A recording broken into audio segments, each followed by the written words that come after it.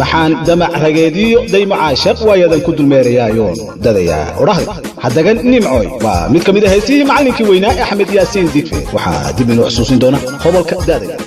baryahani dambe caashaqay heesihii waayo hirgalay iyo waa weynkii waa beri waa alfanaan khadar kayo miisiga cusub waxaa ku laray bashiir hanuuniye waa cabdi askari jiif oo idin leh bal nala dhagaysta heesta haddagan nimcooy ka uu kinkeeyow uga shanqarinayo